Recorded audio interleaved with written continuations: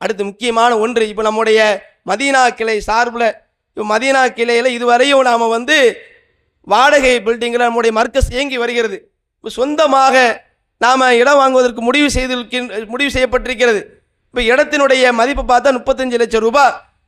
இப்போ இந்த நேரத்தில் நாம் இந்த பள்ளிவாசல் இடம் வாங்குவதற்காக நம்முடைய பொருளாதாரத்தை நம்ம கொடுப்போம் என்றால், நாம் ஒரு சதுர அடிக்கு 5000 ரூபாய், அதுபோன்று ஒரு முசல்லாவுடைய இடத்துக்கு 40,000 ரூபாய் இப்படி வசூல் செய்யப்பட்டு வருகிறது.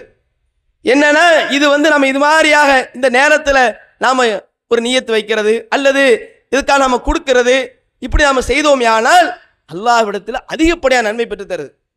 எந்த அளவுக்குன்னா ரசூல் ஸல்லல்லாஹு அலைஹி வஸல்லம் சொல்றாங்க, பொதுவாக யார் அல்லாஹ்வுடைய ஆலயத்தை எழுப்புகிறாரோ அவருக்கு சொர்க்கத்தில் அல்லாஹ் மாளிகை எழுப்புகிறான். நிலையான வாழ்க்கை, அழிவில்லாத வாழ்க்கையில, சுவனத்திலே. இதுல 2 செய்தி நம்ம பார்க்கின்றோம். அல்லாஹ்வுடைய ஆலயத்துக்கு நம்ம ஆலயத்தை எழுப்பினால், அதற்காக உதவி செய்தால் சொர்க்கம் உறுதி, சொர்க்கம் உறுதியாகி விடுகிறது. அடுத்து அந்த சொர்க்கத்திலே மாளிகை அல்லாஹ் தருகின்றான். 2 விதமான சிறப்பு. மறுமை வாழ்க்கையில வெற்றி பெறக்கூடிய ஒரு நிலையை அல்லாஹ் ஏற்படுத்துகிறான். சொர்க்கம் கிடைக்கிறது என்றால் அவர் வெற்றியாளர் தானே, அதான் உண்மையான வெற்றி. அப்ப அந்த வெற்றியை அல்லாஹ் தஆலா இதுக்காக நம்ம உதவி செய்கின்ற பொழுது அல்லாஹ் வழங்குகிறான். நம்முடைய பொருளாதாரத்தை நம்ம ஒரு 5000 ரூபாய் நம்ம கொடுக்கிறோம், அல்லது நம்மளுடைய குடும்பத்தார் சார்பில் ஒரு 40,000 ரூபாய், அந்த நண்பர்களும் சேர்ந்து ஒரு 1 லட்சம் ரூபா 2 லட்சம் ரூபாய் இப்படி நம்ம கொடுக்கிறோம் என்றால், இது நமக்கு இந்த நேரத்தில் கொடுக்கின்ற பொழுது அதிகப்படியான நன்மை ஒரு பக்கம் இருக்கிறது. அடுத்து சொர்க்கத்தை அல்லாஹ் நமக்கு பரிசாக தருகிறான். அந்த சொர்க்கத்திலே மாளிகை அல்லாஹ் பரிசாக தருகிறான். இறைவனுடைய வாக்குறுதி என்பது உண்மையான வாக்குறுதி.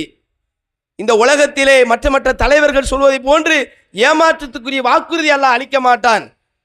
அப்போ நம்ம அந்த எண்ணத்தோடு, தூய்மையான எண்ணத்தோடு இந்த காரியத்தை நாம் உதவி செய்கின்ற பொழுது அல்லாஹ்விடத்தில் நமக்கு அதிகப்படியான கூலி இருக்கிறது. அதுபோன்று நாம் மரணித்த பிறகும் இந்த பள்ளிவாசல் இயங்குமையானால் ஒரு 1000 ஆண்டுகள் இந்த பள்ளிவாசல் இயங்கி வருகிறது, நாம் உதவி செய்கிறோம். நாம் மரணித்து ஒரு 1000 ஆண்டுகள் ஆகிவிடுகிறது.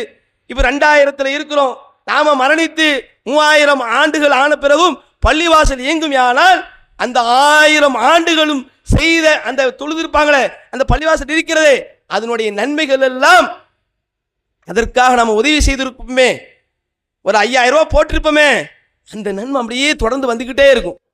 நாம மன்னரை வாழ்க்கைக்கு போயிடுவோம், ஆனால் நாளைக்கு மறுமையில் அல்லாஹ் தஆலா நம்ம கண்ணு முன்னாடி காட்டும் பொழுது பெரிய குவியலாக அந்த நன்மைகள் குவிந்து கிடக்கும். ஏன், நாம வாழும் பொழுது செய்த நன்மைகள் குறைவாகத்தான் இருக்கும். நாம இந்த நிலையான தர்மத்தை செய்து விட்டுகின்ற பொழுது அந்த காரியம் உலகத்தில் இருக்கின்ற வரை அதனுடைய நன்மைகள் நமக்கு தொடர்ந்து வந்து கொண்டே இருக்கும். எனவே இதையெல்லாம் கருத்தில் கொண்டு இந்த பள்ளிவாசலுக்காக இடம் வாங்குவதற்காக உங்களுடைய பொருளாதாரத்தை தாராளமான முறையில் தாருங்கள்.